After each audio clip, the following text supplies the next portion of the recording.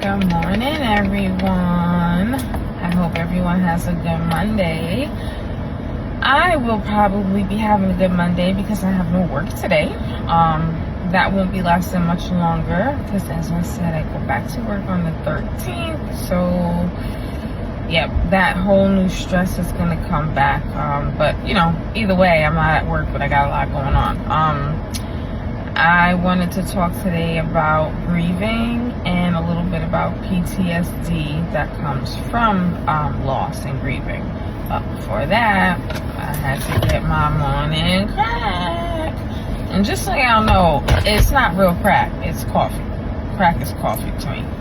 Anyway, I wanted to talk a little bit about grieving first because my mom passed away. I think everybody at this point knows that. I have the same followers and friends and family on my page for over 10, 15 years. Even the ones who are recently added, they've probably seen posts. But what is the hardest part for me is that it's been about 10 years. In a way, it feels so long ago, but then it feels just like yesterday at the same time. So maybe 2 weeks ago, me and my sister were able to have a conversation about my mom, and we laughed. I laughed, and that was the first time that I was able to have the conversation about her and actually laugh and not get sad and cry. And then there are other times where it's just her loss. When it hits me, it just makes me cry. Sometimes I'll wake up and I'll forget she's not here anymore, and then the realization will hit me, and then it would just kind of pull in this sadness and depression, and for the most of the day it would bother me. The thing about it is, I know death is inevitable, and my heart goes out to anyone who has lost children. That must be very hard. I can't even imagine. Loved ones, such as spouses, husband, wives, anybody at that fact. But the thing is, sometimes different deaths hit different. For example, me and my mom, at one point, it was just me and my mom. I had no sisters. My sister's 4 years younger than me. So for the first 4 years, and I actually remember it, which is, a lot of people don't believe me, but I remember things from when I was 3, 4. I remember my sister coming home from the hospital, and I was only 4. But anyway, it was just me and her for a long time. It was just me and my mom. And she was the first person that I ever met in life. She was the person, she was my go-to. As much as even to this day, people still think I'm weird or call me weird, she never judged me, not in that way. Never called me a weirdo, never thought I was weird when I expressed concerns to her about certain things in a spiritual aspect. She was always open ears, always listening. Maybe not completely being able to understand it, but just always listening and trying her best to understand. The part that hurts the most is that my mom was so full of energy, so full of life. When I say she was a jokester, being in the room with her, you were always gonna laugh, because it's she was just either wilding out or just doing something, saying something that was out of line, but at the same time it was funny. We just used to laugh at just everything she would do. She was just a whole vibe. So, without her being here, everything changed. Everything, I don't really celebrate holidays anymore. She was really the reason that especially Thanksgiving, she was one of the big reasons that I did Thanksgiving. My kids are the reason I do Christmas, and I don't really do Easter and other holidays like that. And again, my mom passed on Valentine's Day, so Valentine's Day is a little emotional for me. But anyway, when I found out my mom had breast cancer, it was told that it would be early stages because of her age. They can never really tell you that. Nobody's God. But the nurses assume. They said, you know, she's young. We're going to catch it at an early stage, and we're probably going to be able to do a few things, and she'll go into what's called remission. That's not how it went down. It went down to where it was at the latest stage, and mostly nothing could be done but just things to kind of hold it off. For the first 5 years, she was her normal self. I mean, like, yes, she had mood swings and she was up and down with her mood because, of course, she had cancer. She knew she was going to leave this earth, and she was going to leave us behind eventually. They had gave her about 5 years. Usually people last about 5 years. No, they said 2 years. She lived 5 years past diagnosis, and she did have the breast cancer lump for a year, so it's actually no telling how long she actually had the cancer in her body. She could have had the cancer in her body a year or two before she got diagnosed. Anyway, so around the 5th year, I want to say, let me see, we had our last Thanksgiving together. We had our last Christmas together. We had our last, her birthday. On her birthday, she was out of it. That's when she went to Vassar Hospital. I don't think she was honest with me of why she went there. She told me that it was something with the urine, her bladder collapsed, and she had a Foley in when I went, but she was like, you know, it's not that serious. So she ended up being in the hospital on her birthday.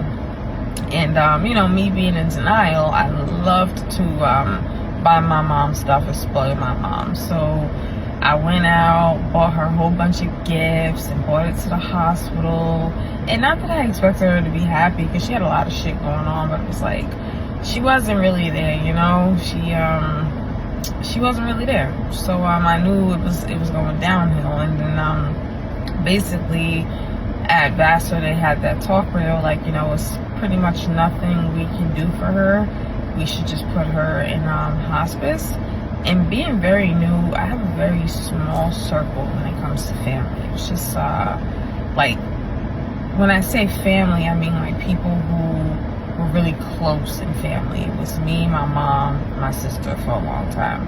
And then my mom married my stepdad, who is now, I consider my whole dad.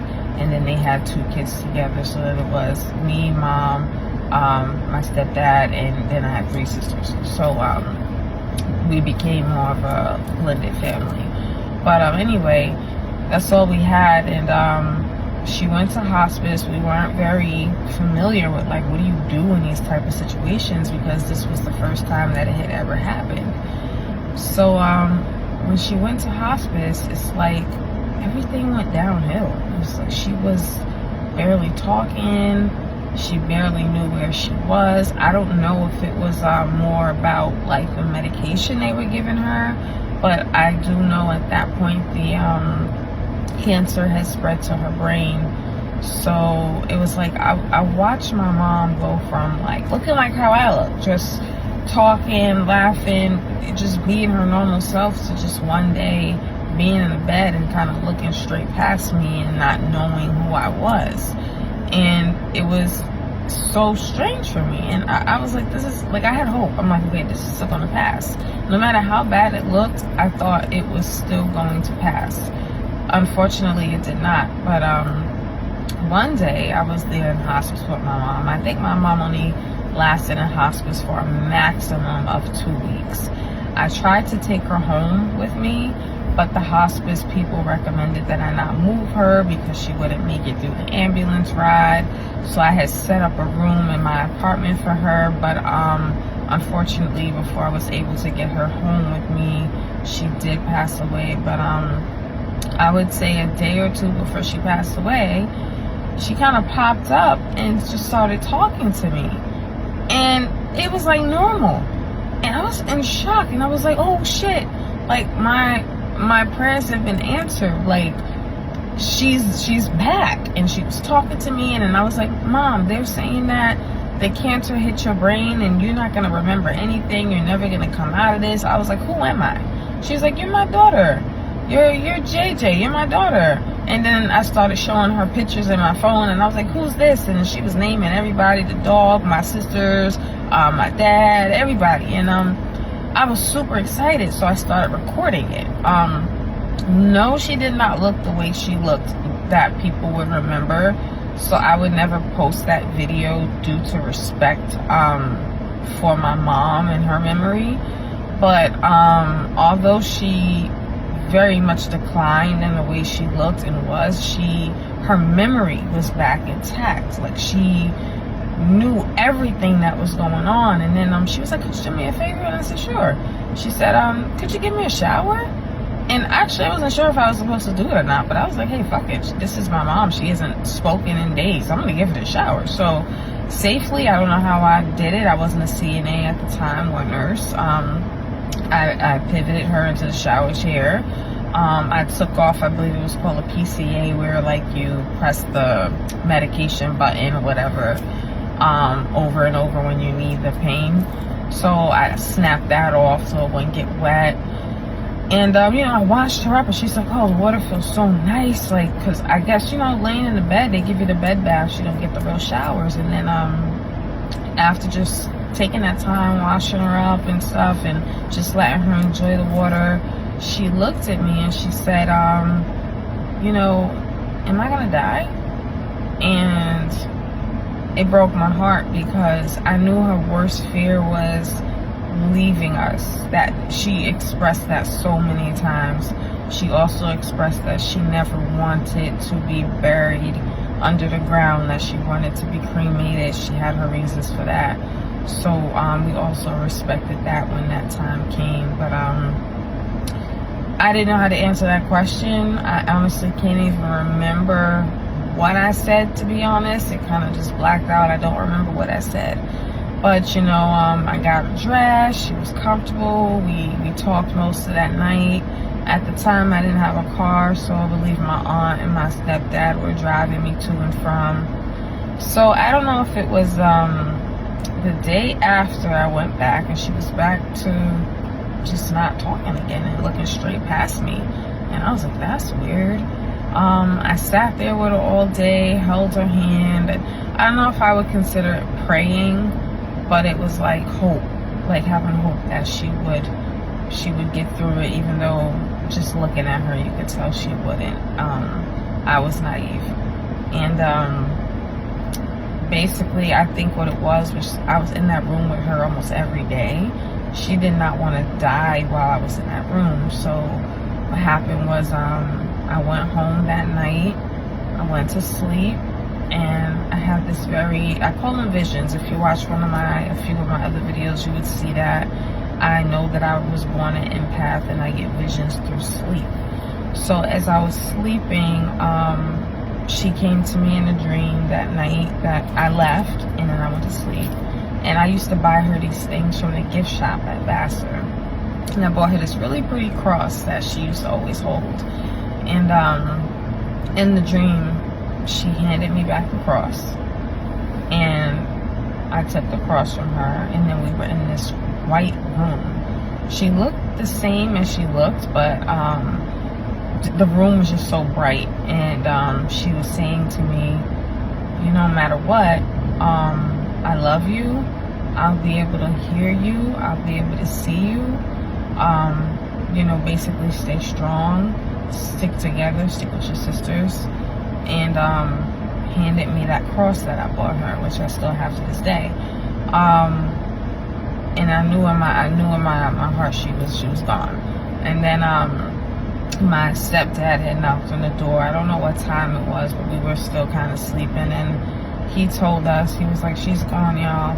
And then I was like, I kind of felt that. And I think it was more like shock. So it wasn't like immediate sobbing and crying. It was like just trying to take it in. But at the same time, I was kind of like, she's not suffering anymore. Like, I watched her suffer for months, which is what caused my PTSD. Just watching someone, like, I know they say PTSD comes from being in a war and stuff like that, but watching someone you love deteriorate from cancer is very It's hard. It's hard, and it can definitely cause PTSD. It did for me, and since this video is now hitting the 15-minute mark, I will talk about PTSD and its symptoms and how it affected me after I lost my mom. But the message here is, I told you guys my story. I just want you to know that I've been grieving for 10 years. So please don't let anybody rush you through your grieving. We all have our people, and when we lose that person that we were connected to, like by the hip, like grieving doesn't probably ever stop, and we will have those bouts where 1 minute we're okay, the next minute we'll just be driving and start crying. So never feel bad for grieving, no matter how long it is, because for me, it's been 10 years, and as most of you guys probably saw a video I posted maybe a month ago, I broke down and started crying. I didn't even expect to cry in the video. It's just the tears just started flowing. My heart was hurting. But yeah, just remember, take your time grieving. Someone you loved is gone, and you don't have that person anymore. So it's okay for you to grieve as long as you need to. As long as you need to. That's what love is. Love doesn't let go.